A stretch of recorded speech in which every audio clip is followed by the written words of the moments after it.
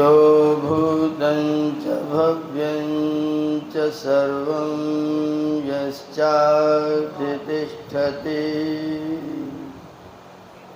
सर्वस्य च केवलं तस्मै ज्येष्ठाय ब्रह्मणे नमः। यस्य भूमिः प्रमान्तरिक्षमुतोदरं दिवं यश्चक्रे मूर्धनं तस्मै ज्येष्ठाय ब्रह्मणे नमः। यस्य कारुण्यलेशेन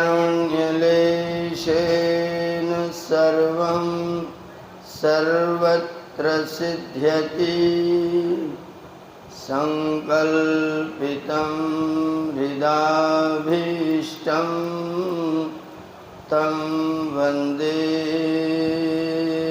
जगदीश्वरं तं वन्दे परमेश्वरम्।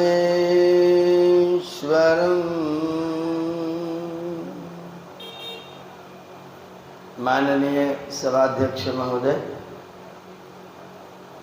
अभी आप जिनके सुंदर उद्बोधन से आनंदित और आप्यायित हो रहे थे, हम सबके आदरणीय श्रीमान आर्य नरदेव जी, मेरे समक्ष बैठे मेरे अग्रज बंधु, मेरे सतीर्थ डॉक्टर नारायण देव शास्त्री जी, सभा में समुपस्थित सभी सम्मानित सन्यासी वृंद, संत वृंद, अभी मेरे बाद आप जिनका बहुत सुंदर उद्बोधन और उपदेश श्रवण करेंगे, आदरणीय सविता जी और समादरणीय बच्चू सिंह आर्य जी, वंदनीय मातृशक्ति, समादरणीय सज्जनों, प्यारे मित्रों, जितने भी संसार में मशीनरी हैं, जितने भी यंत्र हैं, उन सारे यंत्रों को जो लोग बनाते हैं और जो उनको बेचते हैं, वो बनाने और बेचने वाले लोग जो हैं, वो उस यंत्र को चलाने की पूरी विधा, पूरी प्रक्रिया भी लेने वाले को बता करके देते हैं। अगर उस मशीनरी को बनाने और बेचने वाले लोग उस यंत्र के चलाने की प्रक्रिया अगर खरीदने वाले, चलाने वाले व्यक्ति को न बताएं और उस यंत्र से वह व्यक्ति कोई गलत उपयोग करे, तो गलती किसकी मानी जाए? बताने वाले की कि चलाने वाले की? मेरे पिताजी ने मुझसे कहा, मेरे विवाह में चेतक स्कूटर मिला, तो पिताजी ने कहा कि लाओ मैं चला के देखता हूँ। मैंने पिताजी को कहा, बरसात का मौसम था, जून में विवाह हुआ था और जुलाई में हमारे यहाँ खेतों में धान लग जाता है, तो रास्ते के किनारे धान का खेत है, उसमें पानी भरा हुआ है। पिताजी ने कहा लाओ मैं चला के देखता हूँ। मैंने कहा इसमें बाएं हाथ की तरफ जो हैंडल है, इसमें एक क्लच लगा हुआ है, उसको आप दबाइएगा और उसको ऐंठ के अपनी ओर को मोड़ लीजिएगा। उसके बाद में दाहिने हाथ वाले को थोड़ा थोड़ा तेजी से अपनी ओर को ऐंठिएगा और इस वाले को धीरे धीरे छोड़िएगा। पिताजी स्कूटर पर बैठ गए, स्टार्ट हो गया और उसके बाद में उन्होंने मार के झटका और क्लच को एकदम फट से छोड़ दिया और देखते देखते धान के खेत में आराम से लेट गए।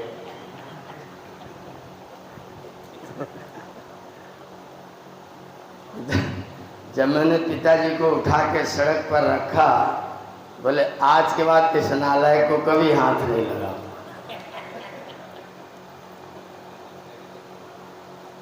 आप इसमें गलती किसकी मानी जाए? मैंने तरीका पूरा बता दिया था। बाएं हाथ में क्लच है, दाहिने हाथ में ब्रेक है। इसको थोड़ा ऐंठिएगा, इसको धीरे धीरे छोड़िएगा, स्कूटर धीरे धीरे चलेगा। उन्होंने क्लच को झट से छोड़ा और एक्सीलेटर को कस के मार दिया और चेतक था, कूद गया धान के खेत में। वो चेतक ही था। उसके बाद पिताजी ने जब तक वो स्कूटर रहा कभी उस पर हाथ नहीं रखा। कहीं जाने का होता था और कहते थे पीछे बैठे, अच्छा ठीक है तुम आगे बैठो हम पीछे बैठ गए, तो कभी आगे बैठने की कोशिश नहीं की। मैं ये घटना आपको इसलिए सुना रहा हूँ कि अगर बताने वाले ने उस इंजन को, उस साधन को चलाने की प्रक्रिया बता दिया और उसके बाद गलती आपने की तो फिर गलती चलाने वाले की, और अगर बताने वाले ने नहीं बताया तो फिर गलती बताने वाले की।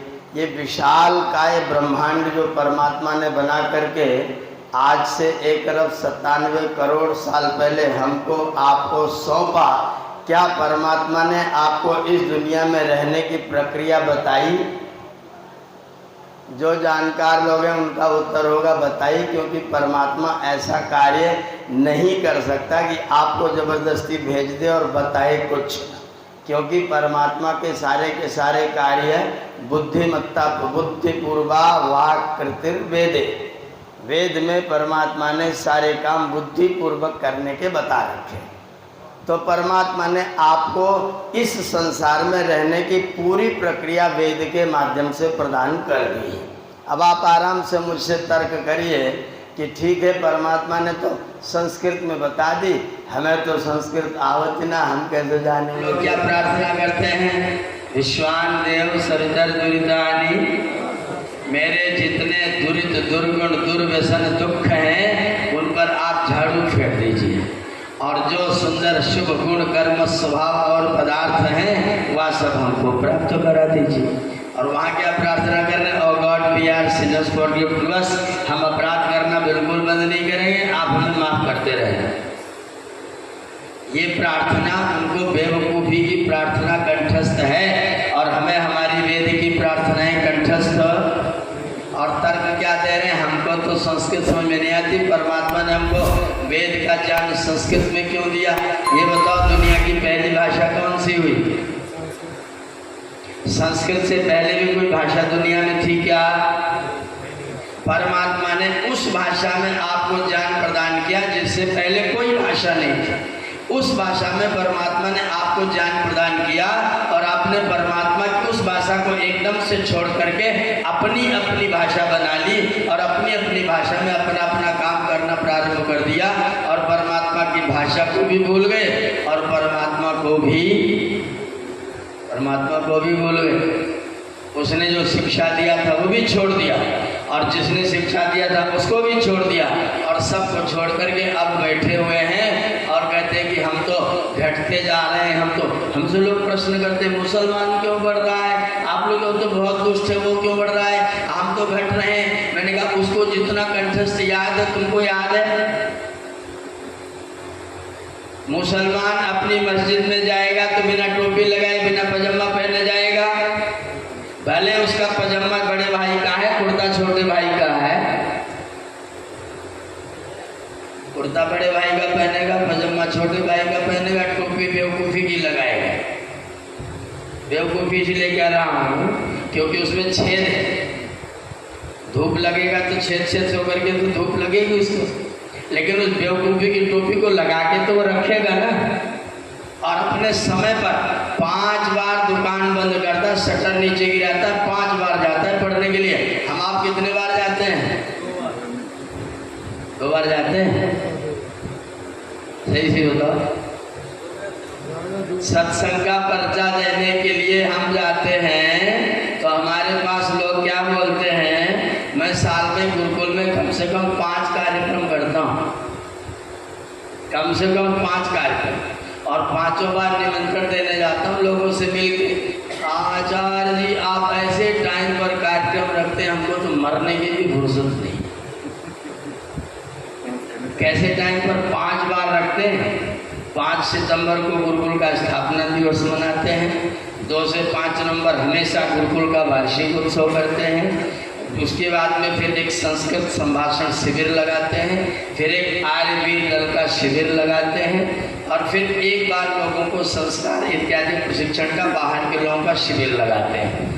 5-6 कार्यक्रम। होली पर सामूहिक यज्ञ करते हैं, दिवाली पर सामूहिक यज्ञ बाजार में किसी में जाके करते हैं, और हर कार्यक्रम में हर मौसम में ये कार्यक्रम आते हैं और हर बार एक ही जवाब होता है, ऐसे समय पर कार्यक्रम रखते हो जब मरने की फुर्सत नहीं है। कब छुट्टी मिलेगी?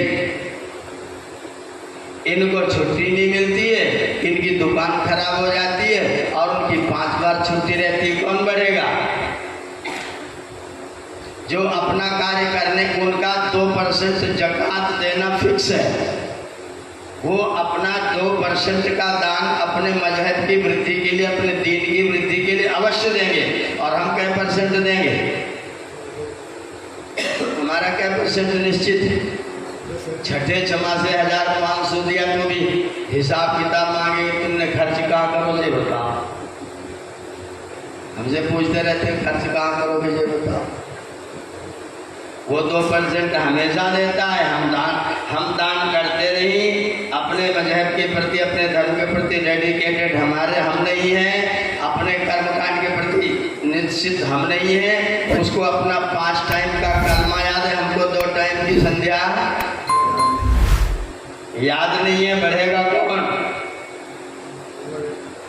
व्यक्ति कैसा भी कार्य करे, लेकिन जिसकी प्रतिबद्धता होगी, जो जितना अपने कार्य के प्रति सन्नद्ध होगा, उसकी उतनी वृद्धि होगी। यह एकदम निश्चित है, इसमें कोई दो राय नहीं है। वो अपने मजहब के प्रति निश्चित है, इसलिए उसकी वृद्धि होती है, वो बढ़ता जाता है। और उसने अपने 57 देश अपने बना डाले। आपके देश में से अपनी आबादी के आधार पर बंटवारा कर लिया, ठीक है? अपनी आबादी के आधार पर आपके देश में से बंटवारा कर लिया, और बंटवारा करने के बाद में अपने कुछ भाइयों को यही छोड़ दिया। अब जो रह गए वो सब वो कहते हैं कि तुम्हारा थोड़ी, हमारा भी तो है। भाई का बंटवारा होने के बाद उसने अपने देश को इस्लाम कंट्री बना दिया, अपने भाइयों को यहाँ छोड़ दिया, और जिनको यहाँ छोड़ दिया अब उनके लिए हिस्सा मांगने की तैयारी कर रहा है, और पूरी तैयारी कर रहा है। हम लोग कुछ तैयारी नहीं कर, उनके पास पूरी तैयारी है, और वो एकदम तैयार है लेने के लिए। कब लेंगे? गड्डी ले लेते हैं, जो मन चाहे वो कर देते हैं, जैसा चाहे वो करते हैं। सरकारें उन्हीं का तुष्टिकरण करती हैं, और वो बढ़ते जाते हैं, और आप सिकुड़ते जाते हैं, सिमटते जाते हैं। भागते भागते कहाँ जाएंगे? कहाँ जाएंगे? आपके जाने के लिए कोई रास्ता बचा है? योगी अरविंद जी को मैंने पढ़ा, आपको सुना रहा हूँ, सुनिएगा और मुझे बताइएगा कि योगी जी की कौन सी बात आपको पसंद है। योगी अरविंद बहुत अच्छे विचारक और बहुत अच्छे चिंतक व्यक्ति हैं, बहुत गंभीर दार्शनिक व्यक्ति हैं। उन्होंने कहा कि हिंदुओं के पास में 4 रास्ते हैं, 4 रास्ते। पहला रास्ता है कि हिंदू मुसलमानों का समर्थक हो जाए। पहला रास्ता हिंदू मुसलमानों का समर्थक हो जाए। उसका फायदा ये होगा कि मुसलमान हिंदुओं को सुरक्षा प्रदान करेगा, और हिंदू अगर जाना चाहेगा तो उसके 57 देश में कहीं पर जा सकता है।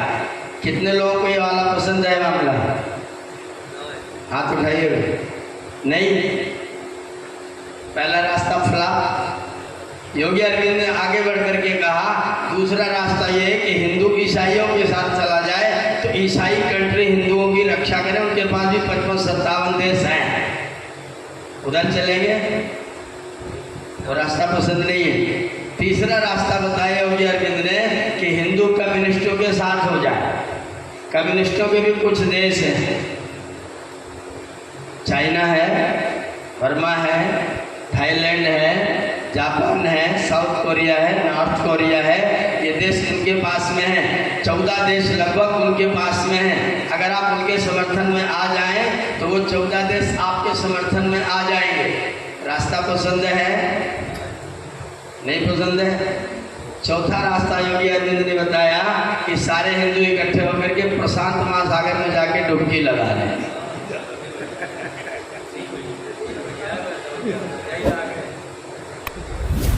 पहला रास्ता मुसलमान के साथी हो जाओ, दूसरा रास्ता ईसाइयत के साथी हो जाओ, तीसरा रास्ता कम्युनिस्ट के साथी हो जाओ और चौथा रास्ता प्रशांत महासागर में डुबकी लगा लो। मैंने ये पढ़ा कि मैं बहुत दिन तक चिंता में ग्रस्त हो गए। चिंतन करने के बाद मैंने उससे एक पांचवा रास्ता भी हो सकता है। अगर पांचवें रास्ते को मैं आपका समर्थन हो तो मुझे बताइएगा। पांचवा रास्ता ये कि हिंदू 100% एकदम एक्यूरेट 24 कैरेट का सही अर्थों में हिंदू हो जाए। 24 कैरेट का हिंदू हो जाए, वेद पढ़ने लग जाए, धर्म को ठीक ठीक समझने लग जाए, ईश्वर को ठीक ठीक मानने लग जाए, वैदिक कर्मकांड को अपने जीवन का अंग बना ले, वेद के सिद्धांतों के अनुसार अपने जीवन में चलना प्रारंभ कर दे। आपको इनमें से कौन सा रास्ता पसंद है? पहला, दूसरा, तीसरा, चौथा, पांचवा?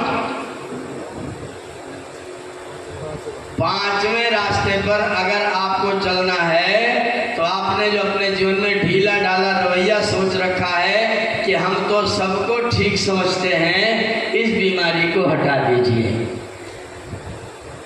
सब कुछ ठीक नहीं है। राम मंदिर का उद्घाटन हुआ 22 जनवरी को। तिरुपति बालाजी से कई लाख लड्डू बन करके गाड़ी में लद करके आया है। अयोध्या राम मंदिर के उद्घाटन में तिरुपति बालाजी का लड्डू आया। अभी उसमें खुलासा हुआ कि उसमें गाय का मांस मिलाया हुआ था। यूट्यूब पर दौड़ रहा है, आप सब लोगों ने देखा होगा। क्या उद्देश्य है उन लोगों का? आपके मंदिरों में मर्यादा पुरुषोत्तम भगवान श्री राम की मूर्ति है। आपके मंदिरों में योगीराज भगवान श्री कृष्ण चंद्र की मूर्ति है। आपके मंदिरों में शंकर भगवान की, विष्णु भगवान की, ब्रह्मा जी की मूर्तियां हैं। हम सब इनकी पूजा करते हैं। ये सब हमारा हिंदू समुदाय समझता है कि आर्य समाज मूर्ति पूजा का विरोध करता है और इसलिए हिंदू समाज सोचता है कि आर्य समाज भी कोई एक संप्रदाय है। आर्य समाज मूर्ति पूजा का विरोध करता है, इसलिए आर्य समाज भी एक हिंदुओं का विरोधी एक नया संप्रदाय है। ऐसा हमारा हिंदू समाज आर्य समाज के बारे में सोचता है। आप कल्पना करें, जिस मंदिर में भगवान मर्यादा पुरुषोत्तम श्री राम की मूर्ति है, जिस मंदिर में भगवान कृष्ण की मूर्ति है, जिस मंदिर में विष्णु और शंकर की मूर्ति है, उसी के बगल में साईं की भी मूर्ति है। आपको कैसे साईं स्वीकार है, मुझे बताइए। आपका साईं किस आधार पर आदर्श है, वो मुझे बताइए। राम की कौन सी मर्यादा में, कौन से सांचे में साईं फिट होता है, मुझे बताइए। उसके बाप का नाम था बदरुद्दीन। रानी लक्ष्मीबाई की किले का किलेदार था। अंग्रेजों ने रात को 12 बजे आकर के किले का दरवाजा खटखटाया। नालायक बदरुद्दीन ने रात को 12 बजे रानी लक्ष्मीबाई के किले को खोला। अंग्रेजों ने रात में घुस करके रानी पर आक्रमण किया, रानी मारी गई। उस नालायक का बेटा ये साईं था। साईं चरित्र उठा करके पढ़ लेना, आपकी बुक स्टॉल पर मिलेगा। वहां लिखा हुआ है, साईं जी इतने बड़े सेक्युलर थे कि अपने मस्जिद में जब वो पकवाते थे प्रसाद तो उसमें गाय का मांस मिलवाते थे और हिंदू मुस्लिम सबको बराबर भावना के साथ सबको बंटवाते थे। गाय का मांस पड़ा प्रसाद खाने में, मुस्लिम का क्या बिगड़ा, मुसलमान का क्या बिगड़ा? बिगड़ा किसका? बिगड़ा तो हमारा ना। गाय का मांस प्रसाद में बांटने वाले साईं के बांटने पर मुसलमान का क्या बिगड़ेगा? मुसलमान हज करने जाता है तो हाजी कहलाता है। 1000 हिंदुओं का सर कलम करता है तो गाजी कहलाता है।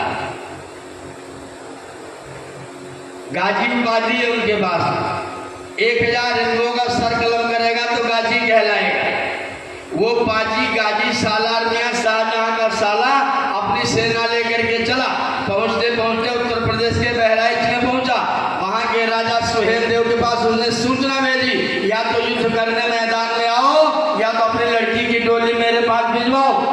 सुहेल देव ने अगल बगल के राजाओं को पत्र लिखा, ऐसा ऐसा संदेश है, तुम लोग क्या कह रहे हो? कुछ लोगों ने कहा हमसे कोई मतलब नहीं, तुम अपना देखो। कुछ लोगों ने कहा हम सेना लेके आ रहे हैं, चिंता मत करो। राजा सुहेल देव ने सोचा इस नालायक से कैसे भिड़ा जाए। उसने अपने गुप्तचर इसकी सेना में भेजे, ये अब तक इतने लोगों को जीतता क्यों चला रहा है? गुप्तचरों ने बताया कि अपनी सेना के आगे गाय को लेकर के चलता है और हिंदू राजा गायों के ऊपर तीर तलवार नहीं चलाते हैं और आराम से स्वीकार कर लेते और ये जीत जाता है। सेना के आगे गाय लेके चलता है, सेना पीछे चलेगी, गाय आगे आगे चलेगी, हिंदू गाय पर तलवार नहीं चलाएगा और हिंदू पिट जाता है। सुहेल देव ने कहा बहुत अच्छी बात मिल गई, ऐसा करो जितने राज्य में खतरनाक सुअर हो सबको पकड़ो। राजा सुहेल देव ने सुअर मंगवाए, सुअरों को शराब पिलवाया और उनको अपनी सेना के आगे बांध दिया। सेना लेकर के सवेरे आक्रमण कर दिया। मुसलमान सुअरों पर आक्रमण नहीं करेगा, पीछे से सुहेल देव ने सुअरों को तीर मार दिया। एक तो शराब पिया हुआ, एक तो वैसे ही बिगड़ा सुअर, और उसके बाद जब सुअर कूदे सुहेल देव को लड़ना ही नहीं पड़ा, सुअरों ने इस सुअर को मार गिराया।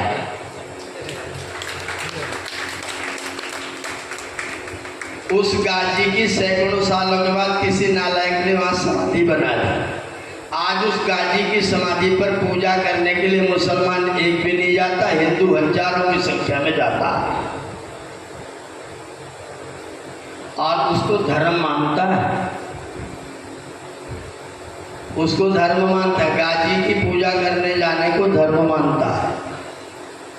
हमारे मंदिरों क्योंकि हम 100% नहीं हैं, इसलिए मैंने कहा था अगर हिंदू 100% 24 कैरेट का जिस दिन पक्का हिंदू हो जाएगा और पक्का हिंदू माने शुद्ध आर्य समाजी हो जाएगा, उस दिन दुनिया की कोई ताकत हिंदू को परास्त और पराजित नहीं कर सकेगी। हिंदू ढीला है, हिंदू सबको समान समझता है, हिंदू के पास साईं बैठ जाए तो भी ठीक है। हिंदुओं के बाजार में नए नए लोग आते हैं, कभी साईं चलने लग जाता है, कभी तिरुपति बालाजी चलने लग जाते हैं, कभी और कोई नया आकर के चलने लग जाता है, और जो भी आ जाता है कौन नृप होए हमें कहानी चेरी छाड़ न होइयो रानी। 9 लाख साल पहले ये बात मंथरा ने कही थी। ये हिंदू उस मंथरा की औलाद आज तक वही चौपाई रट रहा है, कोई नृप होए हमें कहानी चेरी छाड़ न होइयो रानी। ये जब 100% आर्य समाजी हो जाएगा तो इसका मामला एकदम फिट हो जाएगा। आर्य समाजी मैंने वैदिक हो जाएगा, आर्य समाजी मैंने ईश्वर की आज्ञा का सीधा सीधा पालन करेगा। आर्य समाज मूर्ति पूजा का विरोध नहीं करता।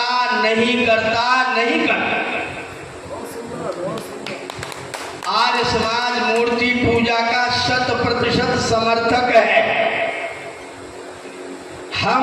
मैं घोषणा कर रहा हूं आर्य समाज मूर्ति पूजा का समर्थक है। आप मूर्तियों की पूजा करो तो सही, तुम पूजा करो तो सही, पूजा करो तो सही। पिताजी का जन्मदिन था, पिताजी का जन्मदिन था। पिताजी सवेरे सवेरे जगे, इनका बच्चा 5 साल का था। बोले लल्लू इधर आ। लल्लू आया। इन्होंने कहा आज मेरा जन्मदिन है, मुझे क्या गिफ्ट देगा? बोले आप बताइए। बोले जो तुझे सबसे अच्छा लगता वो दे देना। 1 महीने पहले बेटे का जन्मदिन था। बेटे को पिताजी ने बढ़िया बढ़िया टी-शर्ट ला के दी थी। वो टी-शर्ट उसने जैसी की तैसी घड़ी करके बक्से में रख रखी थी। पिताजी के जन्मदिन पर शाम को आके वही वाली टी-शर्ट पिताजी को दे दिया। उसने कहा पिताजी सबसे प्रिय मुझे टी-शर्ट है, आप इसको ले लीजिए। आपको हंसी आ रही है? क्यों आ रही है? क्योंकि पिताजी के लिए उस टी-शर्ट का कोई मतलब। अच्छा, आप जब पूजा करते हो गणेश जी की और पंडित जी कहते बिष्टरो बिष्टरा बिष्टरा प्रतिक्रियताम और 4 अंगुल का कलावा तोड़ के दे देते हो तो कैसा काम करते हो? ये शंकर भगवान का बिस्तर 4 अंगुल का कलावा है, ये पूजा है कि मजाक है? मूर्ति पूजा का खंडन हम करते हैं कि आप करते हैं? मूर्ति पूजा का खंडन कौन कर रहा है? आर्य समाज कर रहा है। आप गणेश जी के आसन पर 4 इंच का कलावा दे रहे हैं, शंकर जी के आसन पर 4 इंच का कलावा दे रहे हैं, गौरी माता के आसन के लिए 4 इंच का कलावा दे रहे हैं, और सर्वाभाव अक्षतान समर्पयामि, कुछ नहीं अक्षत दे रहे हैं और आप पूजा कर रहे हैं। और गणेश जी को खरीद करके लाए, बनाने वाला कौन है? गणेश जी की मूर्तियों का निर्माण कौन करता है? हिंदू, मुसलमान हिंदू नहीं करता है। और उस पर जो रंग लगता है, रंग उसको कौन बनाता है? वो रंग भारतवर्ष का नहीं है, वो रंग चाइना का है। गणेश जी की मूर्ति का रंग चाइना का है, बनाने वाला इस्लाम वाले लोग हैं, खरीदने वाले। और जब गणेश जी को खरीदने जाते हो तो बार्गेनिंग करते हो कि नहीं करते? इतने मिलूंगा, इतने मिलूंगा। बोलो, सच्चे हृदय से खुल के बात करो। जिनको लगता है शंका कि यार समाज मूर्ति पूजा का खंडन करता है, वो बात करो ना बैठ करके। गणेश जी की मूर्ति का दाम कौन लगाता है? समाजी तुम लगाते हो ना। 20,000 नहीं, 500 कम कर लो, अरे थोड़ा तो कम कर लो, चलो इतना ही रख लो। जिस भगवान को खरीद रहे हो उसके दाम की बार्गेनिंग कर रहे हो, बुला करके उसका आसन 4 इंच का कलावा दे रहे हो, खाने के लिए उसको नैवेद्यम समर्पयामि, बाद में उठा के सब खा ले रहे हो। और पूजा करने के बाद जिस दिन उनका विसर्जन करते हो, उस दिन क्या करते हो? नदी के पुल पर ले जा करके गाड़ी पर लाद के उल्टे सीधे गाने बजाते नाचते हुए जाते हो, और पुल पर से गणेश जी को सीधा। हमने एक पंडित जी से बातचीत किया, पंडित जी ये गणेश जी को आपने नदी में डुबा करके मार दिया, आपके ऊपर धारा 302 मुकदमा क्यों न दायर कराया जाए? बोले गणेश जी जीवित कहाँ है? मैंने कहा आपने प्राण प्रतिष्ठा किया तो प्राण निकाला कि नहीं निकाला? आपने जब गणेश जी की पूजा शुरू करवाई तो प्राण प्रतिष्ठा किया कि नहीं किया? बोले किया। तो मैंने कहा प्राण निकालने का मंत्र कहीं सुना है, पढ़ा है, किया है? बोले निकाला तो नहीं। मैंने कहा फिर तो 302 लगी।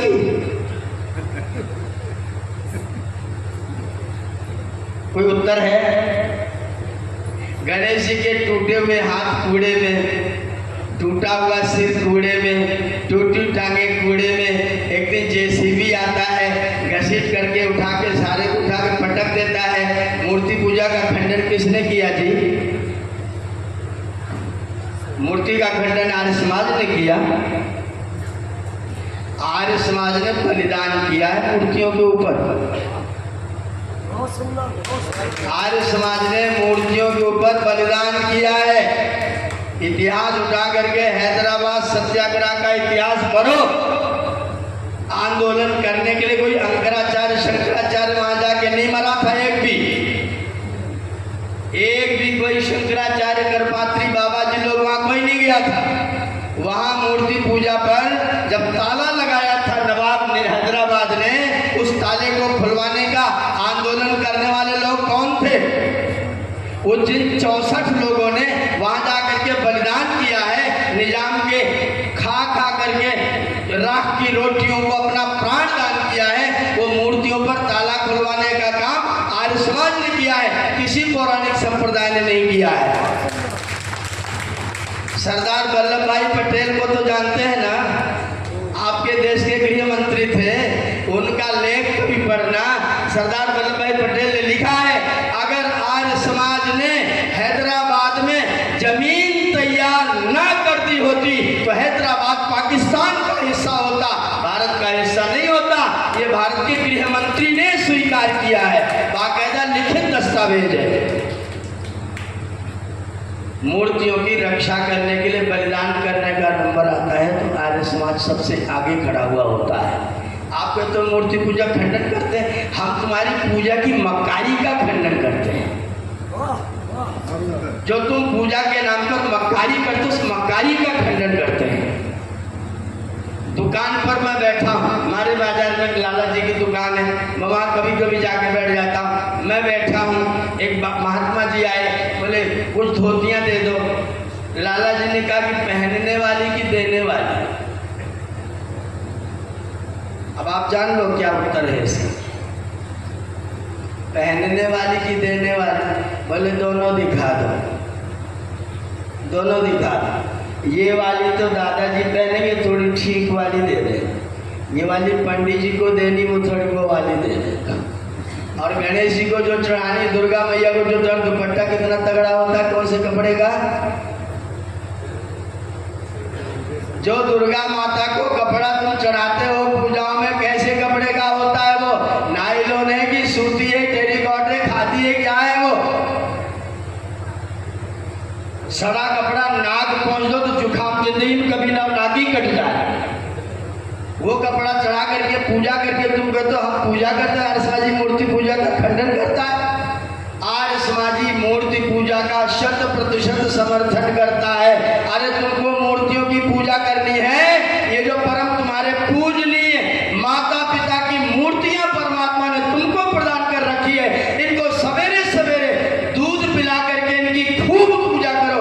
आर्य समाज तुम्हारी आरती उतारेगा। जिस भगवान ने सारे संसार को बनाया, जब तुम उस भगवान को बनाना शुरू करते हो तो फिर तो हम खंडन करेंगे भाई। जिस प्रभु ने तुमको बनाया, जब तुम उसको बनाओगे, और उसने तुम्हें कैसे बनाया? घास फूस से। परमात्मा ने तुमको बनाया घास फूस से। तुम्हारी हिम्मत है नस नाड़ी बना करके दे दो, जैसी परमात्मा ने तुम्हारे अंदर बना के रखी है। परमात्मा ने तुम्हें जैसे बनाया, उसमें नस नाड़ियां डाल करके, ब्लड सर्कुलेशन करके, भोजन पाचन का पूरा सामान बना करके, आपको बोलने के लायक, प्रवचन करने के लायक, दौड़ने के लायक, खेलने कूदने के लायक, प्राण का उत्सर्जन करने के लायक परमात्मा ने आपको बना के दिया है। और आपने परमात्मा को कैसा बनाया है? उठाए धरे तो उठ जाओ, नहीं तो पड़े रहो। अभी आ रही है दीपावली, तुम करोगे पूजा, लक्ष्मी गणेश को खरीदने जाओ, नए वाले खरीद के लाओगे और हर लक्ष्मी गणेश पर बार्गेनिंग करके आओगे। कै रुपया में दोगे? वो कहेगा 50 में। नहीं 50 में नहीं, 20 में दो। नहीं 20 वाले हो तो फिर ये छोटी वाली ले लो। वो करते करते करते करते 50-100 की गणेश लक्ष्मी उतार के लाएंगे। और जो पिछली साल लाए थे वो ताखे में रखे हुए आले में, उनकी गर्दन पकड़ के नीचे उतारेंगे। चलो जी नीचे, और तुम्हारा ट्रांसफर हो रहा है, तुम्हारा सत्यानाश हो। तुम अपने देवताओं की पूजा करते हो, तुम्हें इतना ताकत, इतना बल, इतना साहस, इतनी शक्ति, इतना पुरुषार्थ तुम्हारे पास कैसे है? तुम परमात्मा को ट्रांसफर करोगे। जिसको तुम भगवान कहते हो उसका तुम गर्दन पकड़ कैसे उतारते हैं? लाला जी चलो जी। उसके बाद अगले दिन वो कहाँ मिलते हैं? मूर्ति पूजा का खंडन हम करते हैं। आर्य समाज मूर्ति पूजा का खंडन करता है। जिन मूर्तियों को तुमने वर्ष भर अपने आले में रख करके उनको नाच नाच की अगरबत्ती दिखाई थी, उन्हीं लक्ष्मी और गणेश को गर्दन पकड़ करके उतार करके अगले दिन कूड़े के ढेर में और नए गणेश जी को वहां बिठा देगा। हर साल ट्रांसफर तुम करते हो, मूर्ति पूजा का खंडन हम कर रहे हैं। ये उल्टा आरोप लगाना बंद करिए। आर्य समाज मूर्ति पूजा का समर्थन करता है। ईश्वर के द्वारा रचित प्रत्येक प्रतिमा को पर आर्य समाज मूर्ति मानता है। मेरी माता जी ईश्वर के द्वारा रचित मेरी पवित्र मूर्ति है। मेरे बच्चे ईश्वर के द्वारा रचित पवित्र मूर्तियां हैं। ये जो पशु पक्षी प्राणी बना रखे ना, ये सब परमात्मा द्वारा रचित पवित्र मूर्तियां हैं। इन मूर्तियों की पूजा करो ना। सवेरे सवेरे गौ माता के पास जा करके एक मुट्ठा घास खिला करके और उनकी खुशी का एक बार उनके चेहरे को जरा देखो तो। मैं अपनी गौशाला में जाता हूँ, गौ माता का नाम श्वेता है। हमने कहा श्वेता देवी कैसी हो? कंधा उठाया, सिर अपना मेरे कंधे पर ग्वाला दूध दूह रहा है, ये मेरे कंधे पर रख करके आराम से जुगाली कर रही हैं। ये इन मूर्तियों की पूजा आर्य समाज करने का आपसे समर्थन मांगता है और करता है। आप करिए ना पूजा। उन मूर्तियों को तो तुमने काट काट के खा दिया। जिन मूर्तियों को परमात्मा ने बनाया उनको तुमने काट के खा लिया। उनको तुमने ले जाके पटक के वृद्धाश्रम में छोड़ दिया। उन माता पिता का तुमने पदे पदे तिरस्कार किया। शंकर भगवान को जल चढ़ाने के लिए देवी जी बाहर निकल रही हैं। एक पौवा दूध ले लिया, एक पौवा उसी में 24 कैरेट वाला दूध जाता है क्या चढ़ने के लिए? सही से दूध शिव भगवान पर चढ़ने के लिए जाता है क्या? उसमें आधा दूध आधा पानी घोल गाल करके उसी में तथाकथित चीटा खाया हुआ बतासा उसी में घोल करके डाल के ले गए शंकर भगवान को चढ़ाने के लिए। बीच में पिताजी ने कहा, बेटा कहाँ आपने टोक दिया, मेरा सब काम बिगड़ गया। जो परमात्मा ने मूर्ति बना के आदर के लिए दी थी उसका तुमने तिरस्कार कर दिया, और जो तुमने मूर्ति बनाई उसको झूठे मूठे का दूध चढ़ा के लेके जा रहे हो और उससे कल्याण की कामना करके आ रहे हो। दूध चढ़ाओगे टेढ़ा मेढ़ा उल्टा सीधा और कहोगे हम तो पूजा कर रहे थे, और आर्य समाज इस पूजा का खंडन करेगा तो कहोगे आर्य समाजी तो मूर्ति पूजा का खंडन करता है, उल्टा चोर कोतवाल को डांटेगा, ये चलेगा? ये बंद कर दीजिए। मैंने इसलिए कहा 100% हो जाइए। 100% जो जैसा है उसको वैसा मानना शुरू कर दीजिए। बकरी ईश्वर के द्वारा बनाई गई मूर्ति है, उसको आप काट के खा जाते हैं और तर्क क्या देते हैं? तर्क क्या देते? तुम भी तो मूली खाते हो, तुम भी तो गाजर खाते हो, तुम भी तो पेड़ खाते हो, तुम भी तो फल खाते हो, तुम भी तो तोड़ते हो, तुम भी तो कहते हो वृक्षों में जीव है। मैंने कहा भाई साहब आपके बाल काटने पर आपकी हत्या होती है क्या?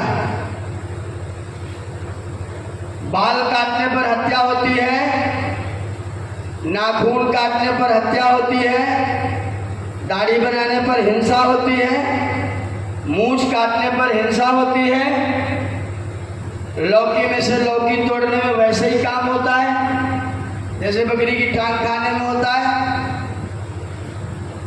दोनों एक समान है?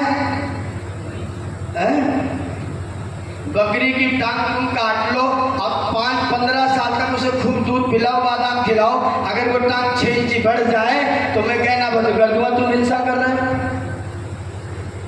हम लोग भी तोड़ लाएंगे, अगली बार फिर तोड़ लाएंगे, अगली बार फिर तोड़ लाएंगे, अगली बार फिर तोड़ लाएंगे, और जुलाई की बोई हुई लौकी जनवरी तक फलती ही चली जाएगी, बढ़ती चली जाएगी। हम लौकी तोड़ते ही चले जाएंगे, बढ़ती चली जाएगी। आप बकरी की टांग तोड़ के फिर बढ़ा दो, फिर हमारी बराबरी वाली तुलना की बात करो। एक सज्जन बोले तुमने बात तो ठीक कही, लेकिन गाजर का क्या होगा? मैंने कहा गाजर को उखाड़ लाओ, नीचे वाला काट दो, उसका जो ऊपर वाला हरा वाला भाग है उसको लेके फिर से जमीन में गाड़ दो, गाजर का बीज तुमको फिर से मिल जाएगा। मैं बना के रोज देखता हूँ, देख रखा मैंने, आप प्रयोग करके देख लें। गाजर की नीचे वाले को काट के खा जाओ और ऊपर वाले को गाड़ दो, बीज आपको तैयार मिलेगा। मूली को नीचे से काट के खा लो, उसका जो ऊपर वाला भाग है हरा वाला भाग उसको फिर से जमीन में दबा दो, मूली फिर से फल जाएगी। हमने हिंसा कहाँ किया? पालक को आप चाकू से काट लो, थोड़ी देर बाद फिर बढ़ जाओ तो उसका बाल है। हमारा बाल काटते हमारी कौन सी हिंसा होती है? तुम जान से मार देते हो, तुम हत्या करते हो, तुम उसका प्राण ले लेते हो, और हमारे लौकी तोड़ने को हिंसा मान रहे हो। और मैं घोषित कर रहा हूं हरा पेड़ काटना अपराध है। हरे पेड़ काटना, जिंदा पेड़ काटना अपराध है। हरे पेड़ नहीं काटे जाने चाहिए, उनके अंदर जीव है। आप नीम का दातुन ले लो, नीम अच्छा बढ़ेगा। नीम में से डंडी तोड़ लो चलेगा, पत्ती तोड़ लो चलेगा, लेकिन नीम को जब आप नीचे से काट दोगे हरे वाले को बिना सूखे तो हरा पेड़ काटना अपराध है, नहीं काटना चाहिए। और जो बढ़ता ही रहता उसका डाल काटना, उससे सब्जा ले लेना, उससे फल ले लेना, उससे फूल ले लेना। आप पालक को काटते हो बढ़ता जाएगा, एक समय उसमें बीज हो जाएगा, आप उसे काटना बंद कर दोगे, सूख करके फिर से खत्म हो जाए, फिर उसका बीज बन जाएगा। बकरी को काट के बीज बनाते हो क्या? तो दोनों एक समान कैसे हो गया?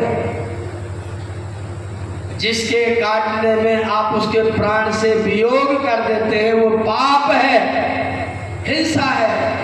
और जिसके काटने में उसकी बढ़ोतरी हो रही है, जैसे बाल छाटना, बच्चे का मुंडन संस्कार कराना, किस लिए करते हैं? दीर्घायुत्वाय बलाय वर्चसे, दीर्घायु बनाने के लिए, बलवान बनाने के लिए, वर्चस्वी तेजस्वी बनाने के लिए। जैसे बाल काटते हैं वैसे आप पेड़ों को साफ करो, पेड़ बढ़िया बढ़ता है। नीम को आप छाट दो, हर फरवरी में छाट दो, और अगले बरसात तक फिर से और ज्यादा बढ़िया घना पेड़ बन करके आपके सामने निकल के आएगा। हिंसा होती है क्या? अपनी उंगली काट के देख लो बढ़ती हो तो। हमारे भैया कहाँ गए? उनकी दोनों कटी हुई है, उनकी विचारों की बढ़ी नहीं। जिसको काटने से प्राण का नुकसान होता है, जिसके काटने से वृद्धि नहीं होती है, अगर तुम उसको काटते हो तो पाप है। अगर जिसके काटने से उसमें वृद्धि ही हो रही है, आपने पेड़ को थोड़ा सा छांट दिया, वो बहुत सुंदर सा बढ़ गया। आपकी लौकी, तोरई, कद्दू की बेल बढ़ रही हो, उसके ऊपर वाले हिस्से को थोड़ा सा छांट दो, उसमें से 3-4 डालें निकल जाएंगी और फल ज्यादा अच्छा आएगा। वो तो उसकी वृद्धि का साधन है, उसमें हिंसा किधर से हुई? आप जो करते हो उसमें हिंसा करते हो, हम जो करते हो उसमें हिंसा नहीं करते। हम तो उसकी बढ़ोतरी का साधन करते हैं, उसमें से फल को ले लेते हैं, फल को खा लेते हैं, और पेड़ जैसा करता है सब बढ़ता है, बढ़ता रहता है, बढ़ता रहता है, बढ़ता रहता है, और एक समय आता है जब वो सूख जाता है, समाप्त हो जाता है। तर्क करते हैं कि नहीं हिंसा तो तुम भी कर दो, तो पालक को काट के खा जाते हो। पालक तो बाल है, बाल को काटने में किधर से हिंसा है? मूली के पत्ते काटने में किधर से हिंसा है? मूली को ले लिया, फिर काट दो, फिर क्यों किया? उसमें तो फिर से जीव बना हुआ है, वो फिर से आपको बीज प्रदान करता रहेगा, उसमें नुकसान किधर से हुआ? वृक्ष वनस्पतियों के भोजन करने में कोई हिंसा नहीं है। पेड़ों को जड़ से काटने को मैं पाप समझता हूँ, और घोषित रूप से कभी भी हरे पेड़ों को काटने का समर्थन कभी भी नहीं करता। हरे पेड़ों को जड़ से कभी समाप्त नहीं किया जाना चाहिए, उनकी सुरक्षा और संरक्षा आपको करनी चाहिए। हमारे संस्कृत साहित्य में वृक्षा पुत्रवत परिपाल्या पुराण में लिखा हुआ है कि जैसे कोई व्यक्ति एक वृक्ष को पालता है, जैसे कोई व्यक्ति अपने पुत्र का पालन और पोषण करता है। और एक वृक्ष लगाने में 100 पुत्रों के पालन के बराबर का पुण्य भी स्कंद पुराण में लिख रखा है।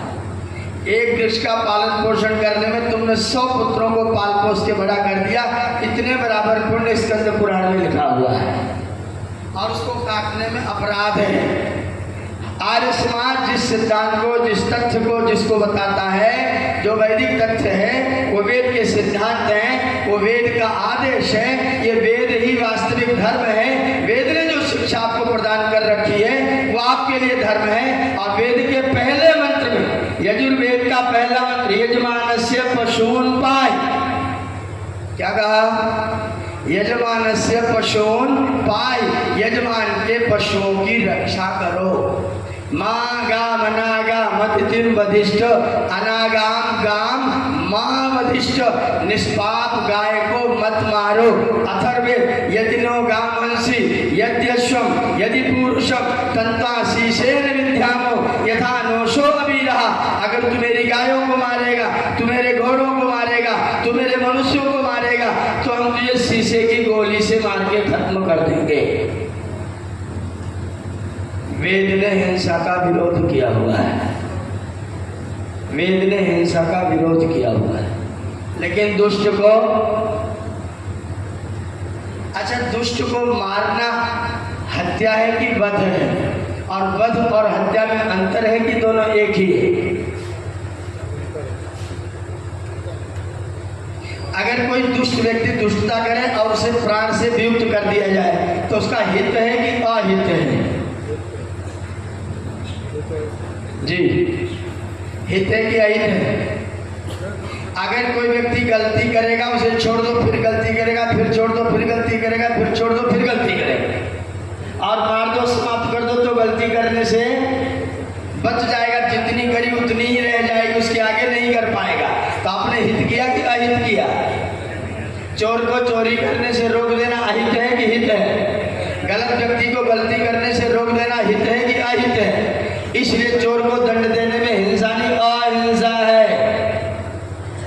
इस अहिंसा का वेद समर्थन करता है और वेद का मंत्र है ऋग्वेद मंडल 1, न पश्येत् सूर्य मुदुच्चरन्तम्। ऐसा व्यक्ति जो अपराधी प्रवृत्ति का है, उस व्यक्ति का दंड इतना जल्दी होना चाहिए कि वो अगले दिन का उगता हुआ सूरज ना देखने पाए। ना पश्येत् सूर्य मुदुच्चरन्तम्, उगता हुआ अगले दिन का मतलब 24 घंटे के अंदर अंदर न्याय व्यवस्था कायम। वेद के आदेश का पालन योगी जी ठीक ठीक करवा रहे हैं, कुछ कुछ नहीं। उत्तर प्रदेश में हमारे माननीय योगी जी वेद के आदेश का पालन करवा रहे हैं। इनको रख करके, सुरक्षित करके, बचा करके रखने की कोई जरूरत। इनको जितनी जल्दी समाप्त करेंगे उतनी जल्दी जगत का भी कल्याण होगा और इनका भी कल्याण हो, क्योंकि गलती करने से बच्चे रहेंगे। जो वेद संदेश देता है, जो वेद उपदेश देता है, जो वेद आदेश देता है, अगर आप उस आदेश को पालन करते हैं, आप 100% हिंदू होते हैं। और अगर आप 100% हिंदू होते हैं तो निश्चित तौर पर आपकी बराबरी करने वाला, आपका सामना करने वाला धरती पर और कोई बिरादरी हो नहीं सकता है। क्योंकि जो सिद्धांत आपके पास है धर्म के नाम पर, हमारे यहाँ तानी धर्माणी प्रथमानि आसन, हमारा धर्म क्या था?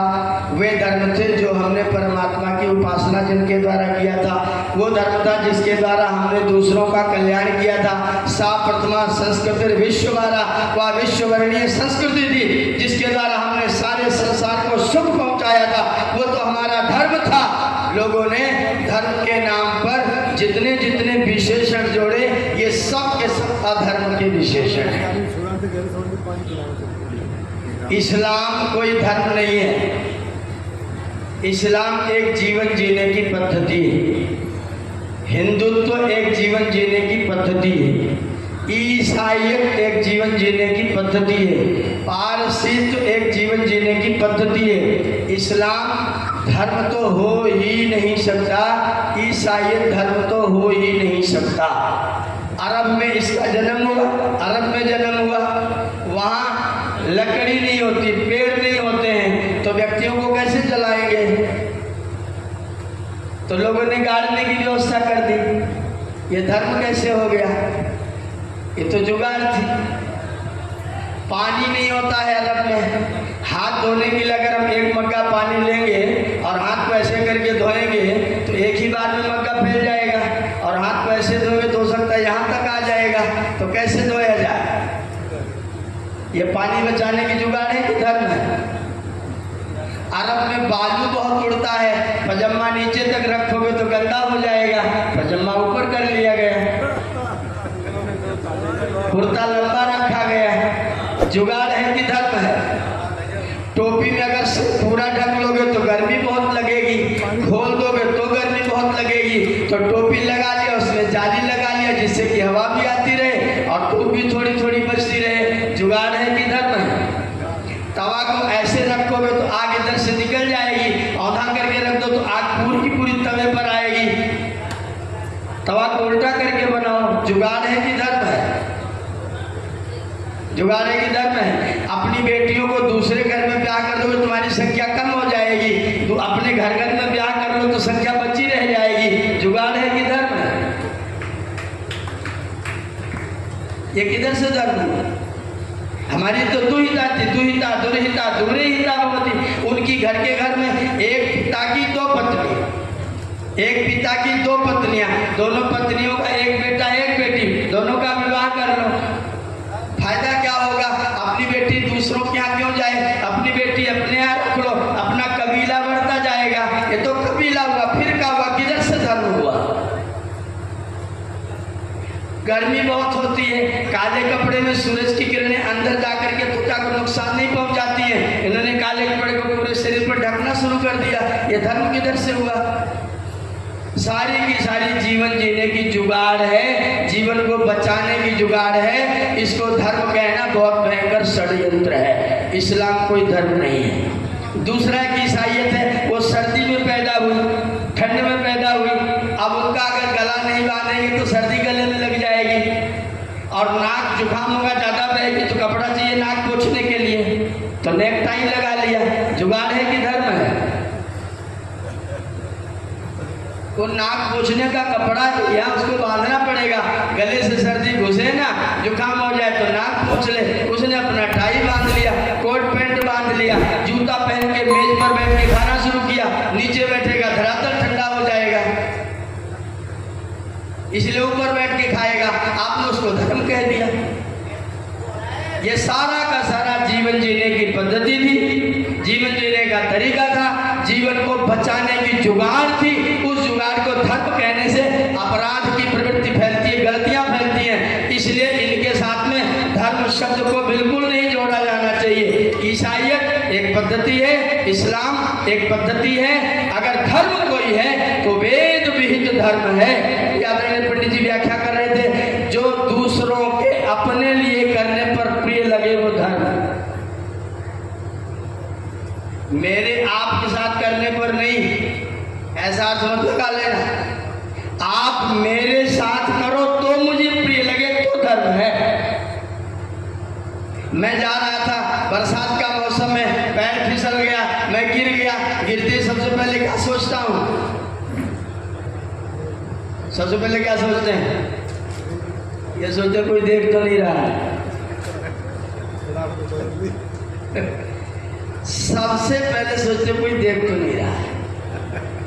अच्छा, दोबारा फिर क्या सोचते? अगर कोई देख रहा हो तो हंस रहा, ऐसा सोचते हैं।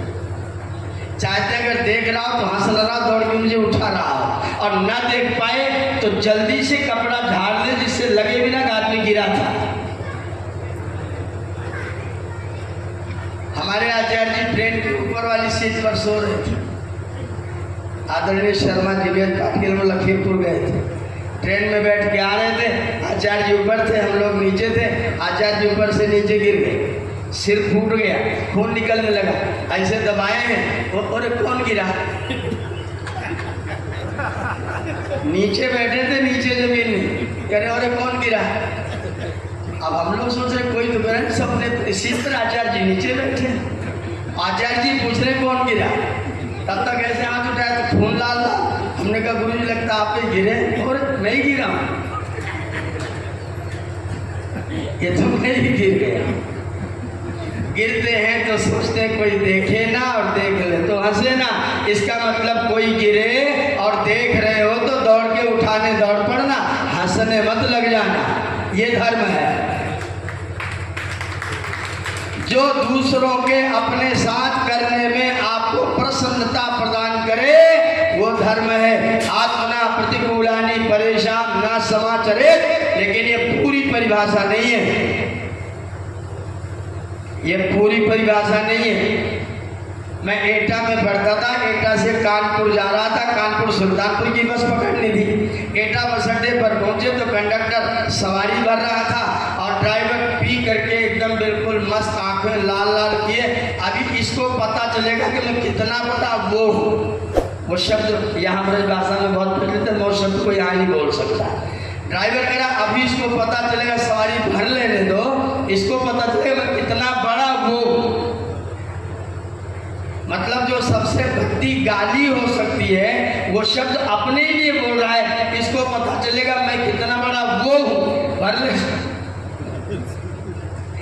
ले सवारी, मैं जाऊंगा ही नहीं, तब तू क्या करे, सवारी तुझे पीटेगी। अभी पता मैं कितना बड़ा वो हूँ। अब वो गाली अगर किसी दूसरे को तो बुरा लगेगा, और ये गाली अपने को ही दे रहा नमस्ते है। तो ऐसे व्यक्ति को गाली मिलने पर भी अगर खुश है तो उसको धर्म मान ले,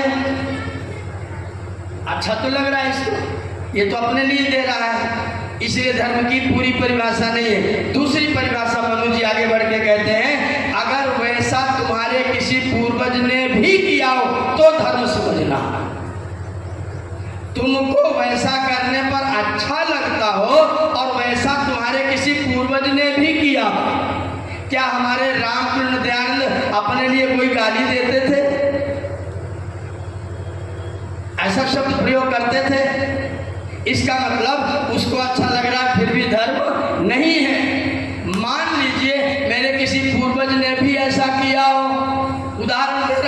युधिष्ठिर ने जुआ खेला। हमारे पूर्वज हैं, नाम क्या है? धर्मराज। नाम क्या है? और खेला क्या? और जुए में दिया क्या? राज्य भाव का होता है क्या? किसी राजा का राज नहीं होता, राज्य जनता का होता है। युधिष्ठिर ने राज्य दे दिया, पत्नी को दांव पर लगा दिया। और नाम क्या है? धर्मराज। सदाचार तो है, पूर्वज ने किया तो है, इसे धर्म मान ले? नहीं। एक तीसरी परीक्षा भी है, तुम्हारे शास्त्रों में ऐसा करना लिखा है क्या? क्या तुम्हारे शास्त्रों में भी ऐसा लिखा है? नहीं लिखा। इसका मतलब युधिष्ठिर का जुआ खेलना हमारे लिए धर्म नहीं हो सकता। और अगर कदाचित किसी ने शास्त्र में भी मिलावट कर दी हो तो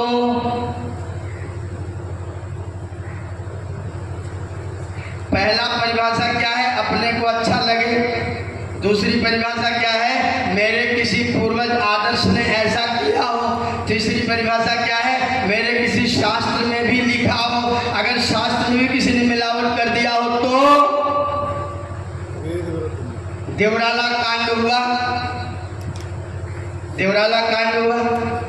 आदरणीय शंकराचार्य ने मंत्र प्रस्तुत किया कि अग्नि में स्त्रियों को डालने के लिए सती प्रथा के लिए वेद में मंत्र है।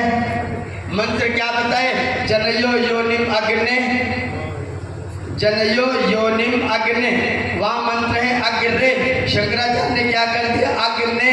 डॉक्टर प्रज्ञा देवी जी वहां पर थी, उन्होंने कहा महाराज अग्नि शब्द का सप्तमी के एक वचन में अग्ने कैसे रूप बना? शंकराचार्य सुन, अगर कोई व्यक्ति वेद में मिलावट कर दे, शास्त्र में मिलावट कर दे तो फिर मनु जी महाराज ने कहा फिर तो एकमात्र प्रमाण है, जो वेद में लिखा है वही धर्म है। बहुत सुंदर, बहुत सुंदर। वेदः स्मृति सदाचारः स्वस्य च प्रियमात्मनः। अपने को प्रिय लगे सबसे साधारण धर्म है। अगर मेरे पूर्वजों ने भी किया हो तो धर्म है। पूर्वजों ने भी गलती की हो सकती है, शास्त्र में भी लिखा हो तो वो धर्म है। शास्त्र में भी गलती हो सकती है, अगर वेद में लिखा हो तो बिना शंका किए उसे वेद घोषित कर देना, उसे धर्म घोषित कर देना। वेदो अखिलो धर्म मूलम। वेद सारे धर्म का मुख्य मूल है, इसलिए वेद ही धर्म है। जो वेद के अनुकूल है वो धर्म है, और जो वेद से विरुद्ध है वो धर्म नहीं है। साधारण व्यवस्था में आपके मन को प्रिय लगे अच्छी बात है, अगर वैसा सदाचार में भी और अच्छी बात है, वैसा ही शास्त्र में लिखा हो तो और अच्छी बात है, और वेद में भी लिखा हो तो फिर तो अच्छी बात है। लेकिन परम प्रमाण वेद के विषय में, धर्म के विषय में आपके वेद ही है। जैसा वेद ग्रंथ है वैसा दुनिया का कोई ग्रंथ हो नहीं सकता है। इसलिए अगर कोई संसार की इस धराधाम पर कोई धर्म ग्रंथ है तो उसका नाम वेद है। अगर कोई धर्म है वो एक ही धर्म है, एषवो भीतो धर्मो श्रुत्युक्तः स्मार्त एव च। जो वेद और स्मृतियों में लिखा गया है वही सच्चे अर्थ में धर्म है, वही स्वीकार करने के लायक है। हिंदू जिस दिन उस धर्म को स्वीकार कर लेगा, 100% हिंदू हो जाएगा, उस दिन कोई माई का लाल इसकी ओर आंख उठा के देख नहीं सकेगा। ये सुरक्षित होगा और दुनिया का सिरमौर होगा। जब तक था तब तक रहा, हमने छोड़ा इसलिए हम नीचे आए। अगर फिर से हम आ जाएं, हम फिर दुनिया के सिरमौर हो सकते हैं। ईश्वर करे हमारी सद्बुद्धि जगे और हम सच्चे धर्म को पहचान करके वेद के रास्ते पर चलते हुए, वैदिक धर्म को स्वीकार करते हुए अपने आप को सच्चे धार्मिक बना सके। आपने मेरी बात ध्यानपूर्वक सुनी, आपका बहुत बहुत धन्यवाद करते हुए इस समय के लिए अपनी वाणी को विरमित करते हैं। ओम शांति।